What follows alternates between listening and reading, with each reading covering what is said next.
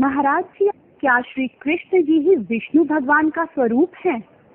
जहाँ तक बात है भगवान कृष्ण और विष्णु भगवान, विष्णु भगवान को जब हम नारायण के रूप में लेते हैं तो वहाँ भगवान कृष्ण नारायण की अवतार है, तो उस रूप में वहाँ एक रूपता है, वहाँ की भिन्नता कहीं भेद नहीं है। महाराज जी, आपका इष्ट देव कौन है?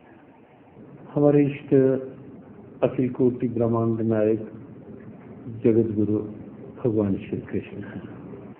तो ये थे स्वामी ज्ञानानंद जी के विचार। और आइए अब जानते हैं जगत गुरु तत्वदर्शी संत रामपाल जी महाराज के विचार। दंडवतम गोविंद गुरु बंधु अविजन सोए, पहले भये प्रणाम तिन नमो जो आगे होई। श्री कृष्ण जी अर्थात श्री विष्णु जी जगत गुरु नहीं थे। इनको वेदों के बारे में कह का भी ज्ञान नहीं था, अध्यात्म ज्ञान से बिल्कुल परिचित नहीं थे। श्री कृष्ण जी को तो कह का भी नहीं पता, ना गीता जी का ना वेदों का। अब ये बातें जो आप जी के गले नहीं उतर पा रही थी अब उतरेंगी, क्योंकि आप शिक्षित है और प्रमाण हमारे साथ है, सदग्रंथ हमारे पास है, आराम से हम समझेंगे। अब सबसे पहले तो ये कंसेप्ट क्लियर करते हैं कि श्री कृष्ण जी इज विष्णु, श्री कृष्ण ही विष्णु था, यानी जो श्री कृष्ण रूप में विष्णु ही आए थे। ये देखिएगा श्री सुधा सागर में, श्रीमद् भागवत सुधा सागर, गीता प्रेस गोरखपुर से प्रकाशित है और इसके 549 पृष्ठ पे ये है गीता प्रेस गोरखपुर से।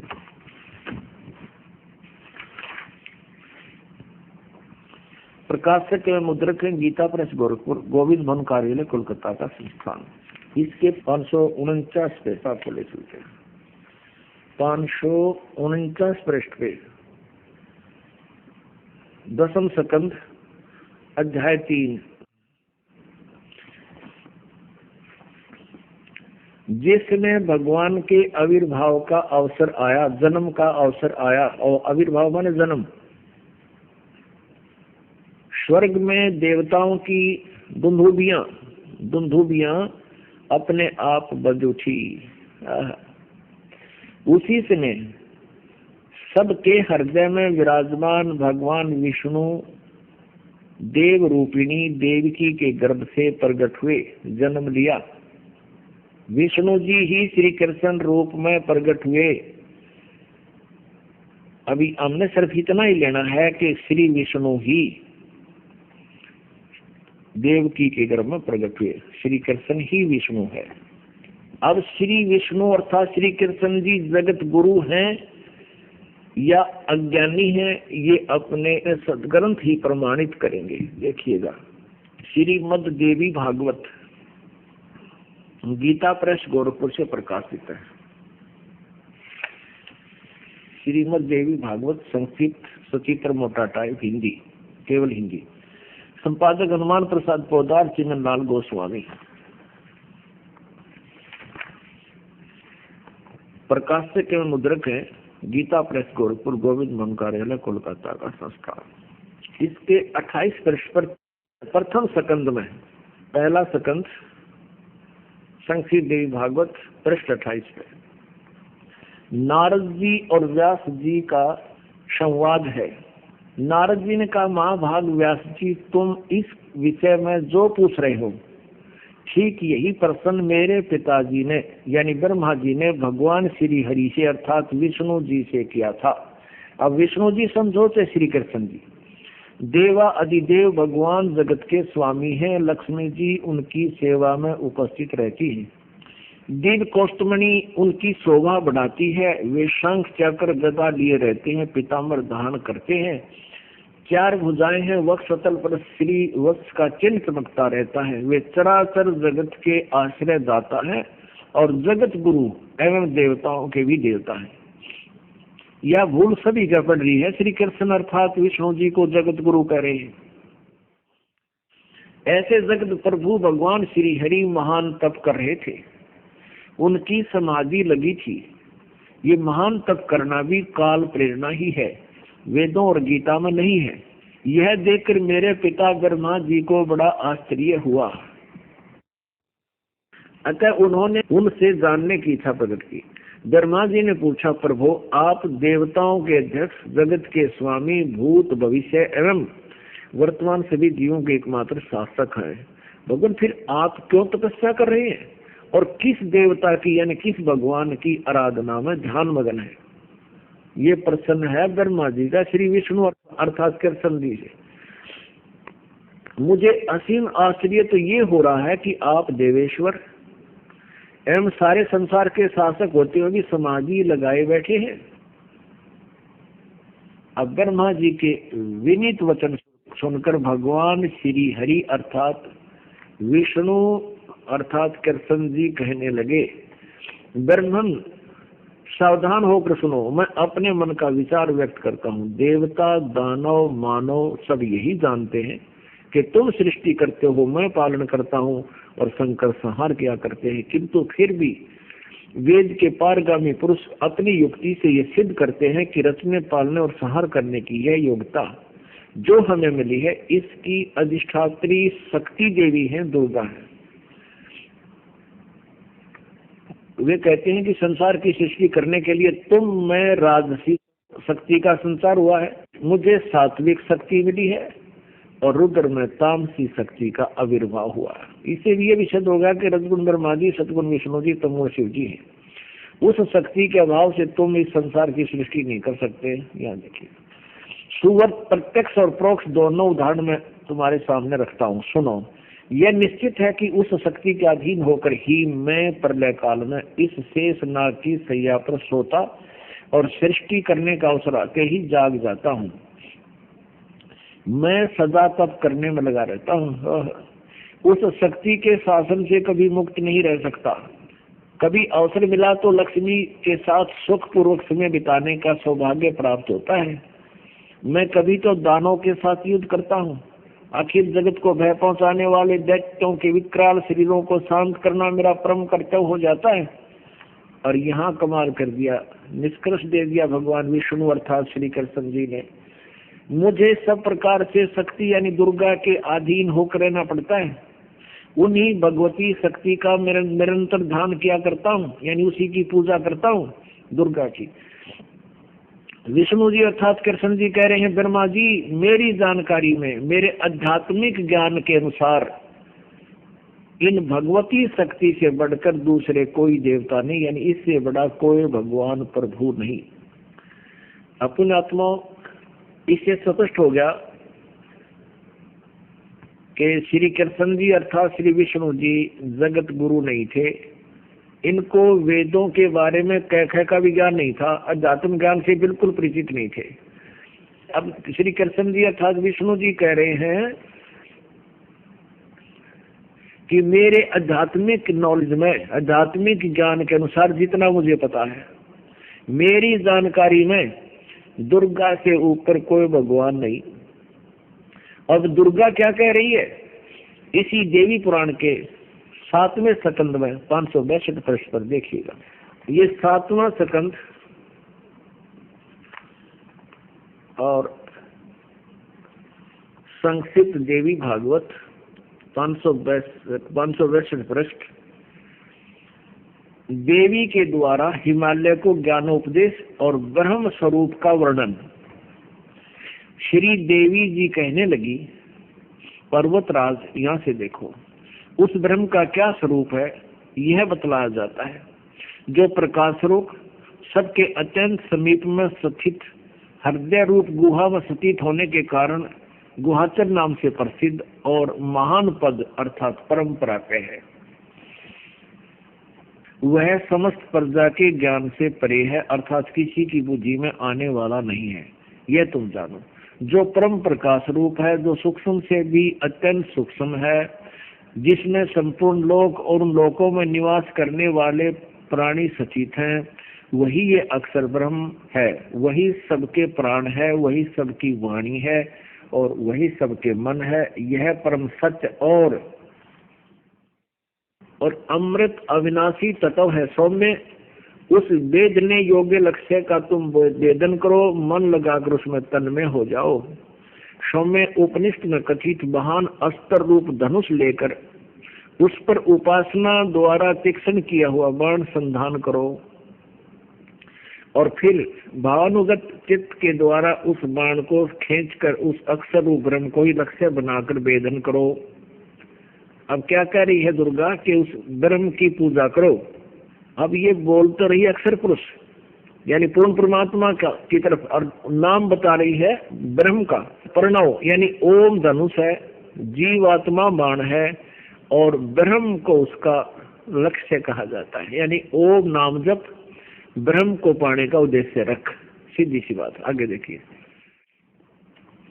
अब दुर्गा कहती है मेरी पूजाएं भी नहीं करनी, सब बातें छोड़ दो, उस एकमात्र परमात्मा को ही जाने, दूसरी सब बातों को छोड़ दे। यही अमृत रूप परमात्मा के पास पहुंचाने का वाला पुल है। संसार सागर से पार होकर अमृत स्वरूप परमात्मा को प्राप्त कराने का यही सुलभ साधन है। जिस प्रकार रथ के चक्कर में लगे आ रहे, यहाँ देखो, इस आत्मा का गीता दुर्गा कहती है सब बातें छोड़ दे, मेरी पूजा भी नहीं करनी।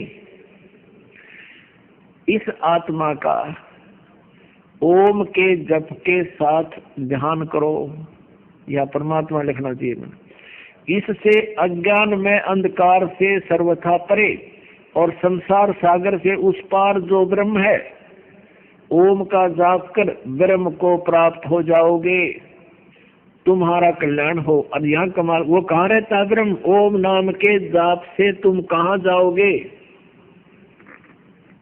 वह यह सबका आत्मा ब्रह्म ब्रह्मलोक रूप दिव्य आकाश में स्थित है। ऊपर ब्रह्मलोक में रहता है ये ब्रह्म, और उसका ओम नाम है, उसकी जाप करोगे वो वहां ऊपर रहता है, उसको प्राप्त हो जाओगे, ब्रह्मलोक में चले जाओगे। अब पुण्य आत्माओं, आज हम शिक्षित हैं। शिक्षा का यदि कोई लाभ है, कोई गुण है, तो ये अनमोल गुण है कि हम परमात्मा को पहचान सकेंगे। हम परमात्मा की परिभाषा को स्वयं समझेंगे और देखेंगे उनके इतिहास में, और फिर हम परमात्मा को पहचान लेंगे। श्री विष्णु जी अर्थात कृष्ण जी कह रहे हैं कि मैं तो दुर्गा से ऊपर कोई परमात्मा नहीं जानता, मुझे पता नहीं। दुर्गा कह रही है कि ओम नाम जाप करो, ब्रह्म की साधना करो, ब्रह्म को प्राप्त करने का प्रयत्न करो और सब बातें छोड़ दो, यानी मेरी पूजा भी नहीं करनी। और दुर्गा ब्रह्म को फाइनल मान रही है। अब ब्रह्म क्या कहता है? श्रीमद् भगवत गीता में ये ब्रह्म अर्थात सरपुरुष कहो, इसे काल कहो, ये काल बोल रहा है किस ब्रह्मांड का स्वामी, ब्रह्मा विष्णु महेश का पिता, दुर्गा का पति। श्रीमद् भगवत गीता को ये काल बोल रहा है, ब्रह्म बोल रहा है, श्री कृष्ण में प्रवेश करके। ये प्रमाणित हो चुका है आपके समक्ष। अब वो क्या कह रहा है? वो कहता है कि गीता जी अध्याय नंबर 8 के श्लोक नंबर 13 में कि ओम इति एक अक्षरम ब्रह्म व्यवहार माम अनुस्मरण ये प्रयाति तदम देहम सयाति परमाम गतिम।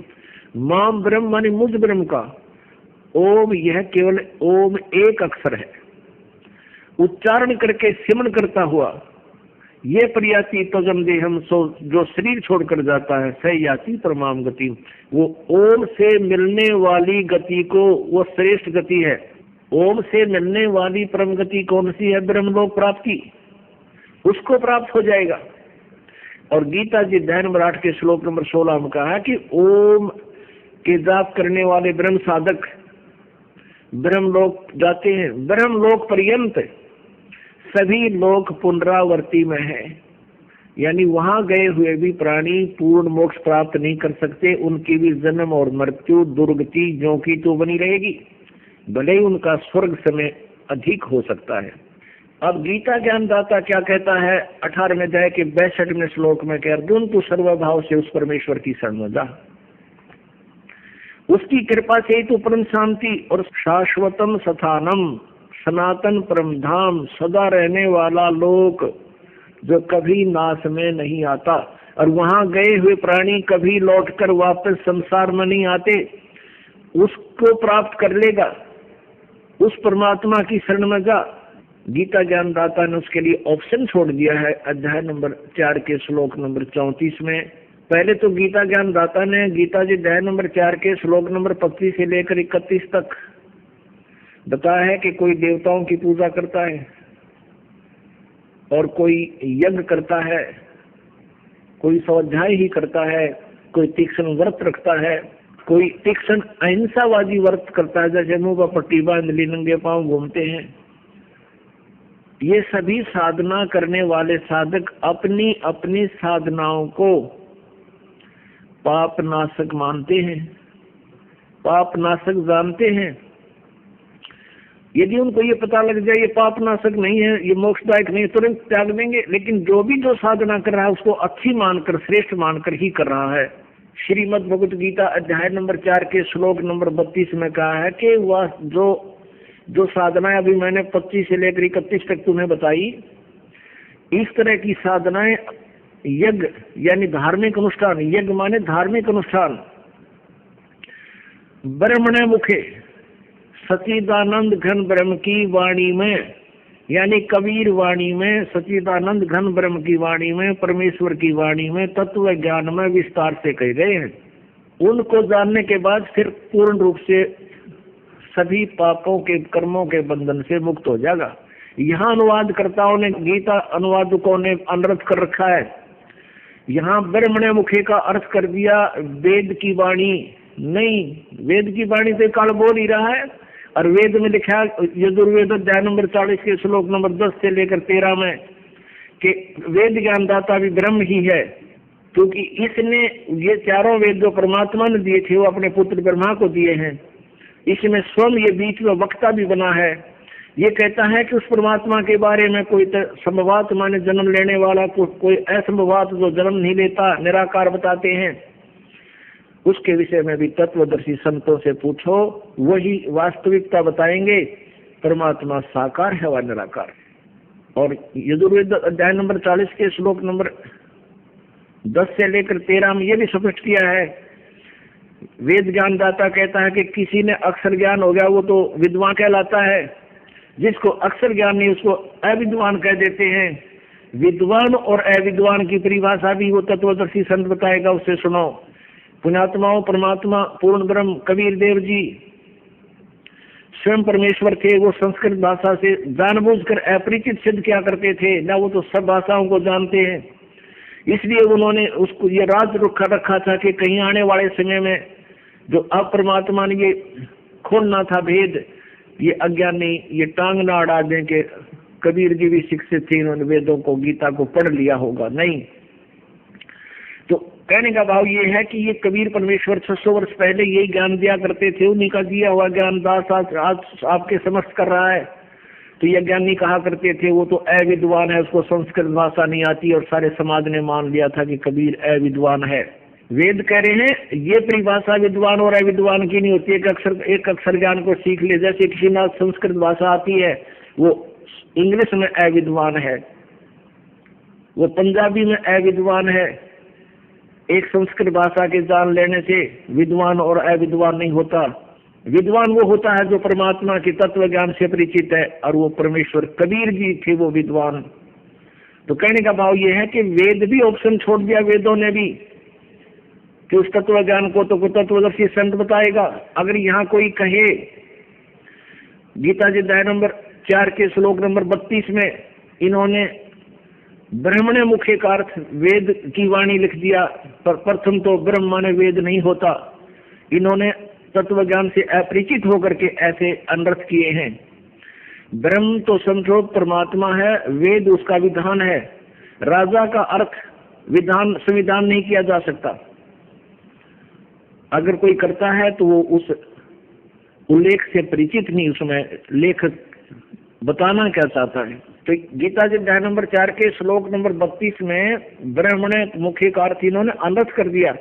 वेद की वाणी लिख दिया, यहाँ लिखना था सच्चिदानंद घन ब्रह्म की वाणी, जबकि 17वें अध्याय के 23वें श्लोक में यही ब्रह्मण्य शब्द है। ओम तत्सत इति निर्देश है, ब्रह्मण्य त्रिविध समर्थ है। उसमें ब्रह्मण्य का अर्थ हुआ, ठीक किया इन्होंने, सच्चिदानंद घन ब्रह्म के पाने का, सच्चिदानंद घन ब्रह्म का ओम तत्सत, ये 3 मंत्र के जाप का निर्देश है, या त्रिविध समर्थ है, ये 3 प्रकार से इसका सेवन होता है। अब यहाँ ओम तो ब्रह्म का, और तत् ये अक्षर ब्रह्म का, और सत ये परम अक्षर ब्रह्म का, यानी तत् और सत ये दोनों सांकेतिक शब्द हैं। ये दास बताओगा, और किसी के पास इस पृथ्वी पर, इस 21 ब्रह्मांड में ये ओम तत् सत का वास्तविक ज्ञान नहीं है। ओम तो सीधा ब्रह्म का, तत् ये पर ब्रह्म का, इसको अक्षर पुरुष भी कहते हैं। गीता जी अध्याय नंबर 15 के श्लोक नंबर 16 में क्षर पुरुष और अक्षर पुरुष ये दोनों दो भगवान बताए हैं। और 17वें में कहा कि इन दोनों से अन्य कोई श्रेष्ठ परमात्मा है, वही वास्तव में अविनाशी है, वही पूर्ण परमात्मा है, वो सबका धारण पोषण वही करता है, सबका मालिक, कुल का वो मूल रूप परमात्मा वही है, वो परम अक्षर ब्रह्म है। तो ये ओम तो इस सरपुरुष का यानी ब्रह्म का जाप है, काल का, जो स्वयं भी स्वीकार कर रहा है गीता जी अध्याय नंबर 8 के श्लोक नंबर 13 में। और तत् और सत्य, तत् ये परब्रह्म का है, ये गुप्त है, ये दास बताएगा, और सत्य ये भी गुप्त है, ये परम अक्षर ब्रह्म का मंत्र है। इन तीनों को मिलकर, इनकी 3 प्रकार से विधि है सिमरन करने की, और इसका जाप करने से वो पूर्ण मोक्ष प्राप्त होता है। जाप जाने के बाद फिर कभी जन्म मृत्यु नहीं होती, वो शाश्वत स्थान प्राप्त होता है। तो उसके लिए ऑप्शन छोड़ दिया कि वो तत्वदर्शी संत बताएंगे। गीता जी अध्याय नंबर 4 के श्लोक नंबर 32 में कहा कि वो सच्चिदानंद घन ब्रह्म की वाणी में ये धार्मिक यज्ञों यानी अनुष्ठानों का विस्तृत उल्लेख है, और उनको जानने के बाद फिर कर्म बंधन से सर्वथा मुक्त हो जाएगा। उस ज्ञान को अब चौथे अध्याय के 33वें श्लोक में कहा है कि भाई दर्व यज्ञ से, यानी आंख मीच के किधर मंदिर का लठ कटवा दिया, किधर को दान धर्म कर दिया, किधर भंडारे करवा दिया, किधर कांबड़ बांट दिए। कहते हैं आंखें बंद करके द्रव यज्ञ करने की अपेक्षा वो ज्ञान यज्ञ श्रेष्ठ है, वो ज्ञान यज्ञ ही श्रेयकर है, वही लाभदायक है। ज्ञान यज्ञ का तात्पर्य सत्संग, तत्वदर्शी संत के वचन, उनको सुनना चाहिए। उसके बाद फिर उसके बताए अनुसार विधिवत साधना करने से और दान करने से लाभ होगा, वैसे मनमाना आचरण करने से कोई लाभ नहीं होगा। अब वो तत्व ज्ञान, वो सच्चिदानंद घन ब्रह्म की वाणी चौथे अध्याय के 32वें श्लोक में जिसके विषय में कहा गया है, वो सच्चिदानंद घन ब्रह्म के मुख से बोली गई है, वो कबीर वाणी कहते, उसको चौथे अध्याय के 34वें श्लोक में कहा है, उस तत्व ज्ञान को, वो तत्व ज्ञान है। तत्वदर्शी संतों के पास जाकर संबंध, उस तत्व ज्ञान से तो गीता ज्ञानदाता यानी ब्रह्म भी अपरिचित है, वो अल्पज्ञ है, वो कंप्लीट ज्ञान नहीं रखता। नहीं तो 4 बात और लिख दो, जब 18 अध्याय बोले ये भी कह दो ये बात है, उसमें ये ज्ञान है, ऐसा है नहीं, उसको पता नहीं, उसने उसको नष्ट कर दिया, ये स्वयं भी पढ़ा नहीं। अब उसमें कहा कि उस तत्व ज्ञान को तू चौथे जाएंगे 34वें श्लोक में उन तत्वदर्शी संतों के पास जाकर समझ, उनको दंडोत प्रणाम करने से, कपट छोड़कर विनम्र भाव से प्रसन्न करने से वो परमात्म तत्व को जानने वाले, वो ज्ञानी महात्मा तत्वदर्शी संत जो उस परमात्म तत्व की जानकारी देंगे। और ये कृष्ण भगत, ये गुरु नकली कृष्ण जी के उपासक भ्रमित कर रहे हैं समाज को। कहते हैं कृष्ण ही तत्व है, तत्व ही भगवान है, भगवान ही सब कुछ है, श्री कृष्ण ही सब कुछ है, ये परम तत्व है, अविनाशी तत्व है। और फिर उसे प्रश्न किया क्या ब्रह्मा विष्णु महेश नासवान है? हाँ, ब्रह्मा विष्णु महेश का जन्म मृत्यु तो नहीं कह सकते, स्वर्ग के बाद फिर उनका पूर्ण परमात्मा में विलीन हो जाते हैं और फिर स्वर्ग के बाद वापस आ जाते हैं। फिर प्रश्न किया कि ब्रह्मा विष्णु महेश किसकी साधना करते हैं? कहते उस पूर्ण परमात्मा की साधना करते हैं। अरे विष्णु जो पूर्ण परमात्मा की साधना करते हैं तो फिर अखिल ब्रह्मांड का नायक ऊपर हो गया। और यहाँ चौथे अध्याय के 34वें श्लोक में जो एंड कर रहे हैं, बुआ बाई बक रहे हैं कि कृष्ण ही तत्व है, तत्व ही परमात्मा है, कृष्ण ही अविनाशी है, तत्व ही अविनाशी है। परमात्मा कहते हैं सटदल उआ बाई बकदा, ये उआ बाई बकते इनको कोई ज्ञान नहीं है, भ्रमित करे, पूरे मानव समाज को बर्बाद करें। तो पुण्यात्माओं, इस प्रकार हमने परमात्मा सच्चिदानंद घन ब्रह्म की वाणी को जो उन्होंने स्वयं आकर के कबीर देव रूप में, धानक कबीर रूप में, दुल्हा कबीर रूप में बनारस में बोली, धर्मदास साहेब जी ने, उनकी प्यारी आत्मा ने, जिनको परमात्मा मिले थे, उन्होंने लिपिबद्ध किया। उसके अंदर ये विशेष रहस्य और सब ज्ञान प्रमाणित है। सब प्रकार के यज्ञ कौन से करने चाहिए, कौन से ना करने चाहिए, और कौन सी साधना सही है, वो सब स्पष्ट लिखा हुआ है। आज इस दास के पास वो सब मसाला उपलब्ध है, वो जड़ी उपलब्ध है, जिससे जन्म और मृत्यु का रोग कटेगा और सदा हम सतलोक में जाकर सुखी रहेंगे। उसको प्राप्त करो, अपना कल्याण कराओ। अपने आत्मा, आप इन सदग्रंथों को आंखों देखकर स्वयं निर्णय ले सकते हो कि श्री कृष्ण जी की क्या स्थिति थी, और इनको जो सर्वेश्वर, महेश्वर, अनंत कोट ब्रह्मांड के स्वामी, और इनको यानी जगत गुरु कह रहे हैं, तो वो संत नहीं, ना ही वो आध्यात्मिक गुरु, और कोई श्रद्धालु ऐसा उनके कहने से लगा हुआ है, ऐसे मानकर साधना कर रहा है, वो अपना जीवन नष्ट कर रहा है। पुण्यात्मा, अब श्री कृष्ण जी उर्फ विष्णु जी, ये सतोगुण भगवान है। श्री ब्रह्मा जी रजगुण, श्री शिव जी तमगुण, और श्री विष्णु जी अर्थात श्री कृष्ण जी ये सतोगुण है। इनका प्रमाण आपको दिखाते हैं। देखिएगा श्री शिव पुराण, संक्षिप्त शिव पुराण, सचित्र मोटा टाइप, संपादक हनुमान प्रसाद पोदार, प्रकाशक एवं मुद्रक गीता प्रेस गोरखपुर, गोविंद मोहन कार्यालय कोलकाता का संस्था। ये है संक्षिप्त शिव पुराण, रुद्र संहिता, पृष्ठ नंबर 110 पर, अध्याय नंबर 9 के लास्ट में। इस प्रकार ब्रह्मा, विष्णु तथा रुद्र, इन तीन देवताओं में गुण हैं, परंतु शिव गुणातीत माने गए। इसे सिद्ध हो गया कि श्री ब्रह्मा, श्री विष्णु और श्री शंकर कहो चाहे रुद्र कहो, इन तीन देवताओं में गुण हैं। रजगुण ब्रह्मा जी, सतगुण विष्णु, तमगुण शिव यानी रुद्र जी। और इनसे अलग, इनमें तो गुण है, परंतु वो शिव, ये शिव कौन है? ये शिव जो है, ये ब्रह्मा विष्णु महेश का पिताजी है, गुणातीत माने गए। ये इनसे अलग है, यानी ब्रह्मा विष्णु महेश, तो ब्रह्मा जी, विष्णु जी, शिव जी, ये तीनों गुण युक्त है। रजगुण ब्रह्मा जी, सतगुण विष्णु, तमगुण शिव जी। और जो अलग से कहा कि वो इनसे अलग है, शिव इनसे अलग है, ये काल इनका पिता है। अपुण्यात्मा, रजगुण ब्रह्मा जी, सतगुण विष्णु जी, तमगुण शिव जी है, और इनके पिता कौन है? ये काल रूपी ब्रह्म, जिसने श्री कृष्ण जी में प्रवेश करके गीता जी का ज्ञान बोला। अब ये दास जो वचन बोल रहा है, जो यथार्थ ज्ञान कह रहा है, एक बार प्रत्येक श्रद्धालु के ये बहुत अखरता है, लेकिन जब प्रमाणों को आप साथ साथ देखोगे तो अवश्य स्वीकार करोगे। आज तक अपने को केवल दंत कथा सुनाई, अपने सदग्रंथों का परिचय ये हमें नहीं दे सके, जो नकली गुरु थे। अभी तक ये ब्रह्मा विष्णु महेश को अजर अमर बता रहे हैं, इनकी जन्म मृत्यु नहीं होती, और इनके कोई माता पिता नहीं है। अब इनके जीवनी में, इनके पवित्र इतिहास में लिखा है कि इनकी जन्म मृत्यु होती है। ब्रह्मा जी, विष्णु जी, शिव जी की माता दुर्गा है, और पिता इनका ये काल रूपी ब्रह्म, जिसको सदा शिव भी कहते हैं। ये क्या करता है ये ब्रह्म? इसने प्रतिज्ञा की हुई है कि मैं कभी किसी के समक्ष अपने यथार्थ काल रूप में नहीं आऊंगा, जिस कारण से ये जो साधक साधना करता है परमात्मा प्राप्ति के लिए, किसी को ब्रह्मा जी के रूप में दर्शन देता है, किसी को विष्णु जी के रूप में दर्शन दे देता है, किसी को शिव जी के रूप में दर्शन दे देता है।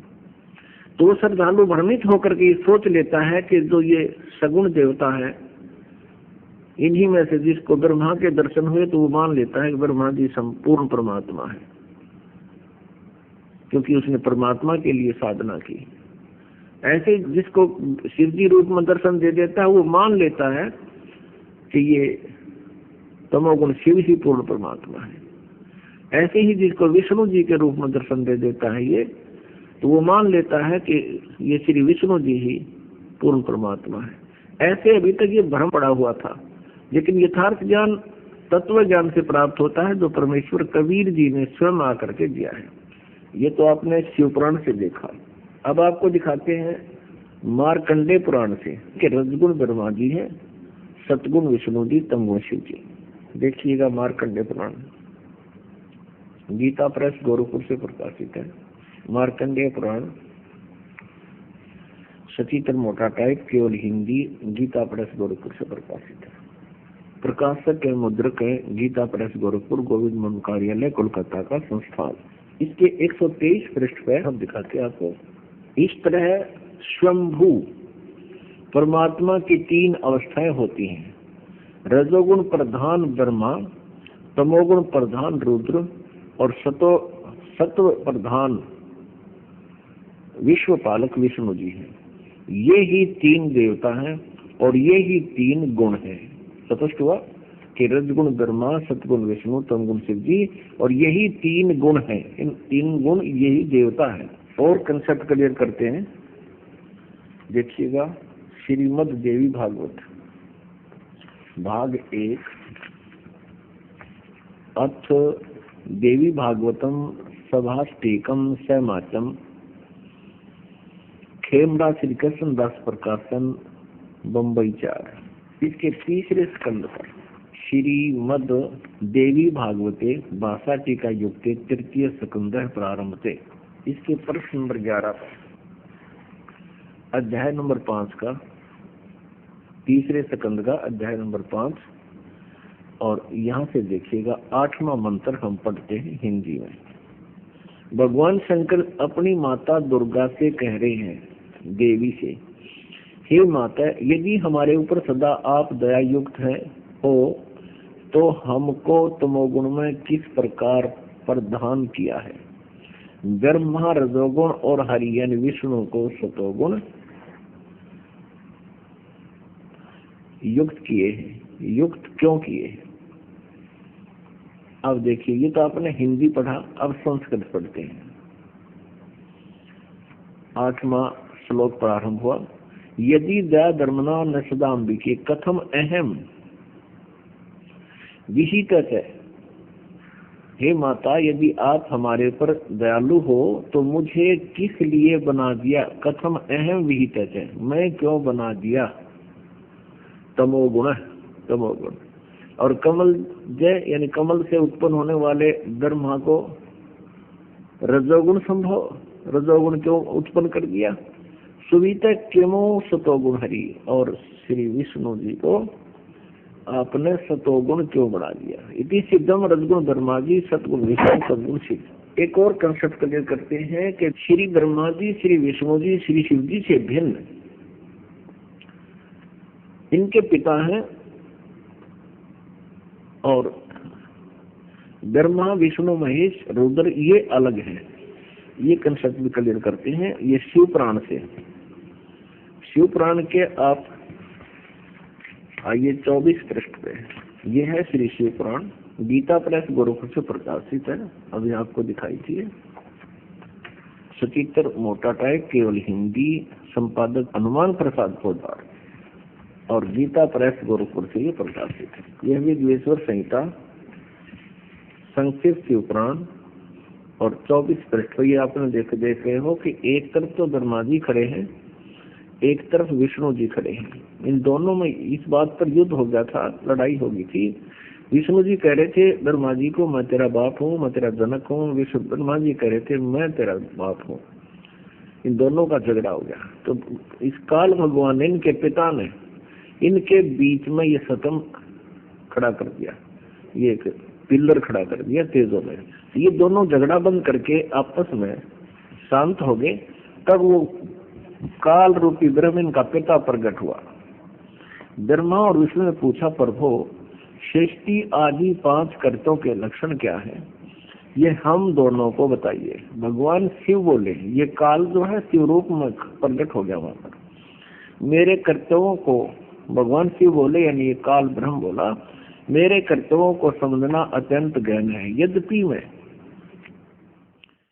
कृपा पूर्वक तुम्हें उनके विषय में बताता हूँ। आगे देखो, ये 25 पृष्ठ पे आपने पढ़ा, अब 26 पे देखते हैं। ये 26 पे देखते हैं, यहाँ नीचे आते हैं। अब ये काल बोल रहा है, शिव रूप में खड़ा है और कहता, पुत्रो, ब्रह्मा और विष्णु को कह रहा, पुत्रो तुम दोनों ने तपस्या करके प्रसन्न हुए मुझ परमेश्वर से सृष्टि और स्थिति नामक 2 कृत प्राप्त किए। ये दोनों तुम्हें बहुत प्रिय हैं। इसी प्रकार मेरी विभूति स्वरूप रुद्र और महेश्वर ने, ये मैं नहीं है, ने 2 अन्य उत्तम कृत्य संहार और तिरोभाव मुझसे प्राप्त किए। पुण्यात्माओं, इससे ये सिद्ध हो गया कि रजगुण ब्रह्मा जी, सतगुण विष्णु जी, तमगुण शिव जी, और ये इनसे अलग है जो इनका पिता है, जो उनको पुत्र रूप से नाम से संबोधित कर रहा है। ये कौन है? ये ब्रह्म है, ये काल है, जिसको ब्रह्म बोला जाता है। ये स्वयं काल है, जो गीता जी में 11वें अध्याय के 32वें श्लोक में कहता है कि अर्जुन, मैं बड़ा हुआ काल हूँ। ये श्री कृष्ण में प्रवेश करके प्रेत की तरह बोल रहा है। श्री कृष्ण नहीं बोल रहा गीता जी के ज्ञान में, श्री कृष्ण जी का बॉडी प्रयोग करके ये काल बोल रहा है। यहाँ क्या बताता है अभी आपको दिखाते, 26 पृष्ठ पे ही विघ्नेश्वर संहिता में, ये विघ्नेश्वर संहिता चल रही है, पृष्ठ नंबर 24 से आपको दिखाते आ रहे हैं। अब देखिए 26 पृष्ठ हम देख रहे हैं। अब वो कह रहा है कि यहीं से हम पढ़ रहे थे, जबकि यहाँ तक पढ़ लिया कि पुत्रों तुम दोनों ने तपस्या करके प्रसन्न हुए मुझ परमेश्वर से सृष्टि और स्थिति नामक 2 कृत प्राप्त किए हैं। ये दोनों तुम्हें बहुत प्रिय है।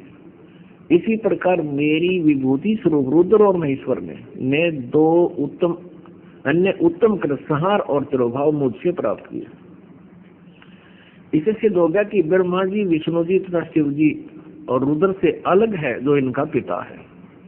वो यहाँ क्या कहता है, मैंने पूर्व काल में अपने स्वरूप भूत मंत्र का उपदेश किया है, जो ओंकार के रूप में प्रसिद्ध है। वह मंगलकारी मंत्र है। सबसे पहले मेरे मुख से ओंकार ओम प्रकट हुआ, जो मेरे स्वरूप का बोध कराने वाला है। ओंकार वाचक है, मैं वाच्य हूँ। यह मंत्र मेरा स्वरूप ही है। प्रतिदिन ओंकार का निरंतर स्मरण करने से मेरा ही स्मरण होता है। मेरे उत्तरवर्ती मुख से अकार का, पश्चिम मुख से उकार का, दक्षिण मुख से मकार का और पूर्ववर्ती मुख से बिंदु का तथा मध्यवर्ती मुख से नाद का प्राकट्य हुआ। इस प्रकार 5 अवयव से युक्त ओंकार का विस्तार हुआ है। इन सभी अवयव से एकीभूत होकर यह प्रणव ओम नामक एक अक्षर हो गया। अपन आत्माओं ये देखना, ओम नामक एक अक्षर हो गया, ओम एक अक्षर। अब आप जी को श्रीमद् भगवत गीता के अंदर दिखाते हैं। श्रीमद् भगवत गीता अध्याय नंबर 8 के श्लोक नंबर 13 में गीता ज्ञान दाता ये ब्रह्म बोल रहा है। गीता ज्ञान दाता ये ब्रह्म बोल रहा है और कह रहा है कि ओम इति एकाक्षरम ब्रह्म व्यवहारन माम अनुसमरण ये प्रियति तदम देहम सयाति परमामति। माम ब्रह्म, मुझ ब्रह्म का केवल एक ओम मंत्र है।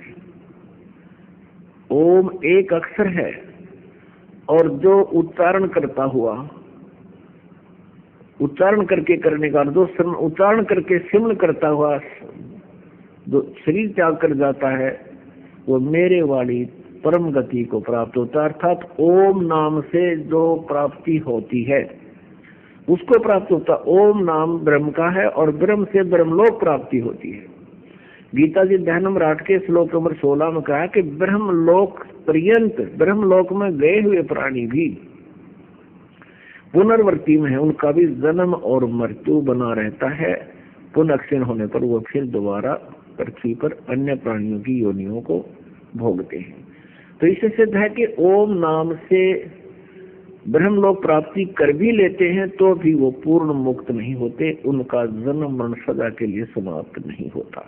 पुण्यात्मा, जो श्री विष्णु जी को अर्थात श्री कृष्ण जी को सर्वेश्वर कहते हैं, अनंत कोटि ब्रह्मांड के स्वामी कहते हैं, उन्हीं को पूजते हैं, तो वो अपना जीवन नष्ट कर रहे हैं। पुण्यात्मा, गीता अध्याय नंबर 18 के श्लोक नंबर 62 में गीता ज्ञानदाता कह रहा है कि अर्जुन, तू सर्वभाव से उस परमेश्वर की शरण में जा, उसकी कृपा से ही तू परम शांति और सनातन परम धाम को प्राप्त होगा। सनातन परम धाम वो स्थान है जहां जाने के बाद फिर लौटकर कभी संसार में नहीं आते, उनका पूर्ण मोक्ष हो जाता है। अपनात्मा, श्री ब्रह्मा जी, श्री विष्णु जी तथा श्री शिव जी की जो पूजा करते हैं, उनको श्री गीता जी में किस संज्ञा से संबोधित किया गया है, उनको क्या उपमा दी गई है, आपको गीता जी से रूबरू कराते हैं। अब देखिएगा श्रीमद् भगवत गीता, इसके जयदाल गोविंद का अनुवादक है, प्रकाशक एवं मुद्रक गीता प्रेस, गोरखपुर, गोविंद मोहन कार्यालय, कोलकाता का संस्थान। अब हम आते हैं इसके 7वें अध्याय में। ये है अथ 7वां अध्याय, 7वां अध्याय। इसके प्रथम मंत्र में कहा है गीता ज्ञानदाता ने कि हे पार्थ, अनन्य प्रेम से मुझ में आसक्त चित्त तथा अनन्य भाव से मेरे प्रयाण होकर योग में लगा हुआ जिस प्रकार से समग्र यानी संपूर्ण विभूति बल ऐश्वर्य गुणों से युक्त सबके आत्मा रूप मुझ को संशय रहित जानेगा, उसको सुन। अब 7वें अध्याय का दूसरा मंत्र, मैं तेरे लिए इस विज्ञान सहित तत्व ज्ञान को पूर्णतः कहूंगा, जिसको जानकर संसार में फिर कुछ भी जानने योग्य शेष नहीं रह जाता। पुण्यात्माओं, गीता ज्ञानदाता कह रहा कि ऐसा ज्ञान दे दूंगा, इस ज्ञान को समझने के बाद फिर कुछ भी जानना शेष नहीं रहेगा। देखिएगा, अब गीता जी अध्याय नंबर 7 के श्लोक नंबर 12 से शुरू करते हैं।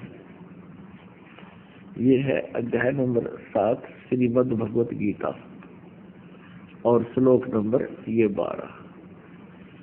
इसमें कहा कि और भी जो सतोगुण से उत्पन्न होने वाले भाव हैं और जो रजोगुण से तथा तमोगुण से होने वाले भाव हैं, उन सबको तो मुझसे ही होने वाले हैं ऐसा जान, परंतु वास्तव में मैं और वे मुझ में नहीं है। अपने आत्मा तीनों गुणों रजगुण ब्रह्मा, सतगुण विष्णु, तमगुण शिव जी से जो कुछ भी हो रहा है उसका निमित्त ये गीता ज्ञान दाता कहता है कि मैं ही हूँ, मेरे कारण ही हो रहे हैं, लेकिन मैं इनमें नहीं और ये मुझ में नहीं। सतगुण विष्णु जी से सतीथि, रजगुण ब्रह्मा जी से उत्पत्ति और तमगुण शिव जी से संहार। ये क्यों हो रहा है? क्योंकि इस ज्योति निरंजन काल जो ब्रह्मा विष्णु महेश जी के पिताजी हैं, इनको श्राप लगा हुआ है 1 लाख मानव शरीरधारी प्राणियों का ये नित आहार करता है। तो जिस कारण से ये अपने इन तीनों पुत्रों को ये ड्यूटी दे रखी है